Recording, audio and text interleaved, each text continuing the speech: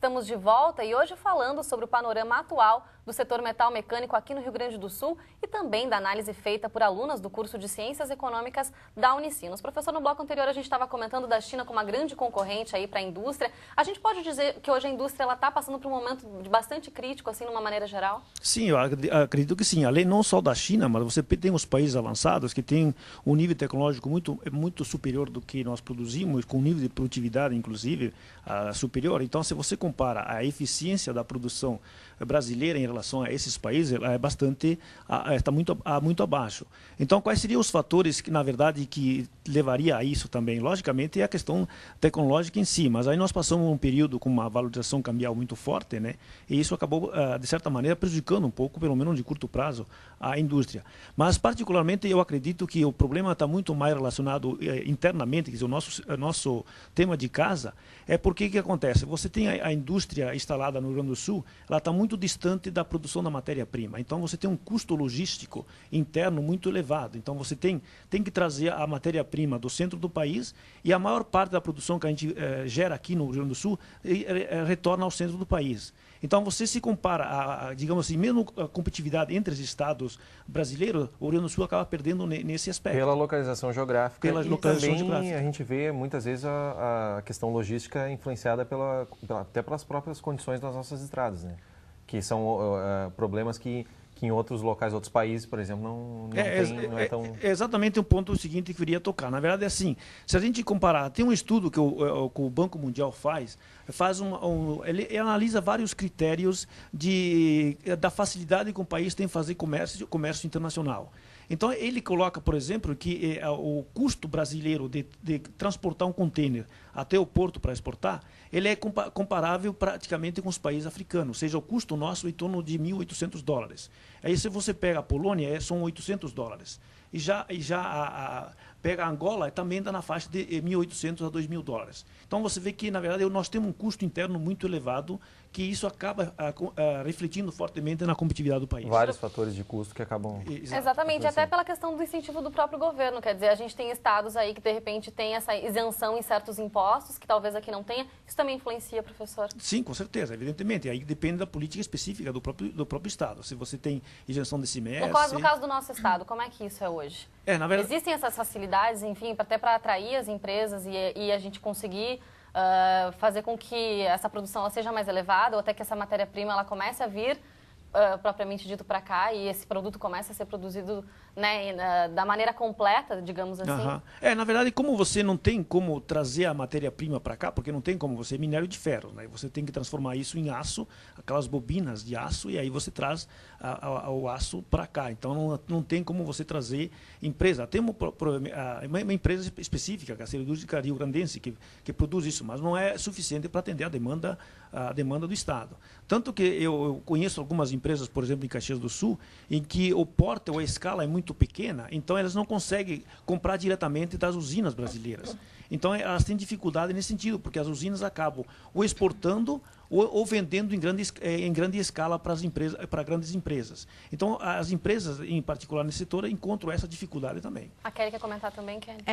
E um dos incentivos políticos fiscal que a gente tem aqui no Estado esse ano foi uma política de redução de ICMS. Como aqui no Estado, alguns produtos eles têm ICMS em torno de 17%, alguns produtos como estruturas metálicas, eles tiveram uma redução para 12%. Então, um incentivo para a produção gaúcha em estruturas metálicas. Então, isso é um ponto bastante interessante para a produção desse segmento. Mas é recente? Recente, esse ano. Até produtos emitidos até o final do ano, no dia 31 de dezembro, tem essa redução, essa isenção, essa redução de ICMS. Qual é que é a real representatividade dessa indústria metal-mecânica aqui no Estado em termos de números? Tem uma ideia? Para o produto interno bruto do Estado do Rio Grande do Sul, ele varia em torno de 1/4 de toda a produção interno bruto do Estado. Ele é representado pela indústria. Metal-mecânica? Pela indústria em geral. Metal-mecânica, em torno de 1/5 varia para a produção. Mesmo assim é bastante PIB. coisa. Mesmo assim, bastante. E os principais segmentos, quais são, Camila? Os principais segmentos aqui no Rio Grande do Sul, a gente tem é muito forte o setor automotivo. O polo de autopeças em Caxias é muito grande, acho que é o segundo principal do país. E a gente tem toda essa parte do metal também aqui, a produção de metal, fundidos, peças, maquinários aqui do Vale do Rio dos Sinos também. E se a gente vai pegar exatamente esse setor, o que poderia vir de mudanças aí para conseguir, então, atingir números mais favoráveis, professor?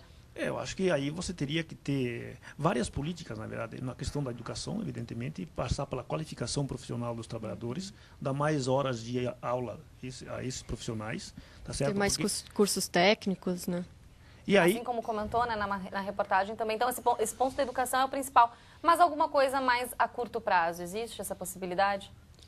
eu acho que meio difícil de enxergar algo de curtíssimo prazo, porque aí você tem que mudar também essa questão da logística do país. Eu acho que isso é fundamental. Você tem que usar talvez mais transporte ferroviário, fluvial, porque tudo que vem é rodoviário e aí acaba isso encarecendo fortemente. Está no planejamento do governo, né? Melhorar as rodovias e as ferrovias, né? Então... Comentaste a questão das escolas técnicas. Um dos entrevistados comentou que nos últimos anos reduziu em torno de 40% o número de empregados, justamente pelo que a gente estava comentando antes, pelo questão do apagão de mão de obra e de qualidade de mão de obra.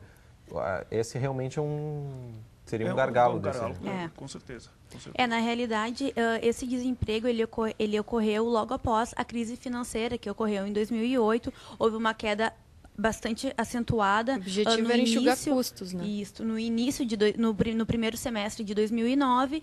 E, com certeza, esse exemplo que ele deu foi exatamente uma consequência desta crise. Agora, como trabalho analisado, a gente viu que nos primeiros 6 meses desse ano está tendo uma elevação no nível de emprego, mas é uma elevação estável, não é tão acentuada como a gente teve de 2006 a 2008. Mas o mercado está tentando se estabilizar. De que maneira vocês acreditam que esse trabalho que vocês desenvolveram possa servir, ele ser útil realmente para conseguir analisar melhor os dados ou contribuir de alguma maneira para esse setor? Que ultrapasse a sala de aula, né? Na verdade, eu poderia dizer o seguinte, que é uma técnica que se usa, se agora, por exemplo, os alunos quisessem atuar na área específica, eles poderiam já ter digamos assim, uma base para fazer um acompanhamento do setor que poderia ser, digamos assim, produzido boletins periódicos sobre essa análise periódica do setor, quer dizer, a evolução, matéria-prima, preços das matérias, preços dos produtos acabados, enfim, fazer um acompanhamento do panorama geral da conjuntura do setor. Quer dizer, essa mais ou menos é a técnica que a gente vem desenvolvendo e para dar capacidade para os alunos nesse que a gente sentido. Aprendeu na aula nos deu maturidade para conseguir analisar esses indicadores que a gente tem, que a Fiergs disponibiliza todo mês. Então, a gente tem hoje uma maturidade mais acentuada para identificar o que realmente está por trás desses números, o que significa e quais são as expectativas para o ano que vem, para o final do ano. Para a gente encerrar, então, quero saber as percepções da Kelly também em relação a isso. E também eu acho assim, que foi bastante interessante com a disciplina que o professor ele proporciona, saber que tem bastante dados, bastante informações para todas as pessoas que querem se informar, não só do setor metalmecânico, mas a indústria em geral do Rio Grande do Sul. Então, tem bastante, não só a Fiergs, mas também o IPA Data, o IBGE. Tem outras fundações que eles nos proporcionam também informações bastante úteis para a gente fazer essa análise. Tá certo, só conhecendo para a gente conseguir realmente mudar a realidade. Muito obrigada pela presença de vocês, pelas informações. Obrigada. E até o próximo encontro, professor. Nós agradecemos vocês pela oportunidade. Tá certo. Muito obrigado. Até a próxima. A seguir, você confere como foi a terceira noite de palestras da Semana da Qualidade e da Inovação que acontece aqui na Unicinos. Tem também os detalhes da previsão do tempo para esse feriado de finados. A gente já volta.